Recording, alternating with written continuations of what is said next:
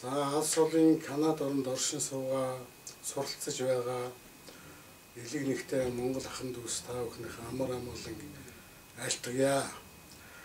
Та бид нэгэн одоо түүх жилийг үдэж удахгүй одоо сар шинийхэн баярыг ёслон тэмдэглэх гэж байна. Өнгөрсөн луу жил бол Монголын ард түмний түүхэнд ч Канадад амьдарч байгаа монголчуудын амьдрал гэсэн шинэ сэргийг олон чухал үйлдэл зохиосон. Бид бүхэн элчин сайдын яамныхан та бүхэн ажил сурлагатай амжилттай сайн сурч хөдөлмөрлөж байгаа гэдэг элчин сайдын яамныхан бид мэдэж байгаа. Энэ ирэх усан тийм ялгуулсан хэмээгч усан могой жил одоо ингэж гарах гэж байна. Энэ могой жилд бол Монгол орны амьдралд ч усан түүхэн чухал үйл явдлууд болно. Ерөнхийлөгчийн сонгуул болно. Та бүхэн бүгдээр одоо ерөнхийлөгчийн сонгуульд оролцсон. Хоёр орны хоорондын харилцаанд ч гэсэн чухал одоо жил болно. Монгол Канадын хооронд дипломат харилцаа 1973 онд байгуулснаас хойш одоо 40 жил өнгөрч байна. Энэ 40 жилийн одоо Монголд ч Канадад ч тэмдэглэн өнгөрүүлнэ. Энэ тэмдэглэн өнгөрүүлэх хүрээнд хоёр талд одоо дээд өндөр хэмжээний айлчил зохион байгуулах Монголоос одоо Монгол орноос урталчлах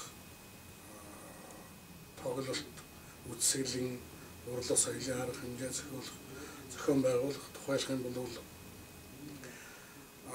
төсвөрхөн одоо ардын дуугийн урлагийн хэсгийг Канада оронд авчирч тоглуулах үсгэлэн гаргах зэрэг одоо ажлыг элчин сайдын яам төвтэйгээ Монгол улсын холбогдох яам тамгын газартай ярьж байна. Энэ тоглолтыг бол та бүхэн бас хамаатай Канадын одоо гол хотуудаар хийнэ гэж бодож байгаа. Та бүхний туслалцаа Канад суугаа монголчуудын хотуудын монголчуудын холбооны туслалцаа энэ бүхэнд хэрэгтэй болно. Хоёр орны харилцаанд болох бас өөр чухал тэмдэглэлт үйл явдлууд байна. Одоо улсын их хурлын дарга ойрын хугацаанд Канада улсад айлчлах гэж байна. 3 дугаар сарын 3-наас 6-нд уул уурхай чуулга уулзалт Торонтод уламжлалсаар болох гэж байна. Манай уул уурхай яамны төрийн нарийн бичгийн дарга халаасан төлөөлөгчд ирнэ. За түүний дараа бол одоо 40 жилийн арга хэмжээ миний түрүү тэмдэглэсэн ардын дуу бүжгийн чуулгын тоглолтыг бид зохион байгуулна гэж бодож байгаа. За мөн Канадын одоо парламентын дарга нар спикерийг бол Монгол улсад айлчлуулна. Монголын Канадын амбан захирагчийг бас Монгол улсад айлчлуулна гэсэн ийм олон одоо арга хэмжээг төлөвлөд байна. Тэгээд бид бол энэ тийм ялгуулсан хэмээгч усан могой жилийн босгон дээр та бүхэнтэй уулзаж байна.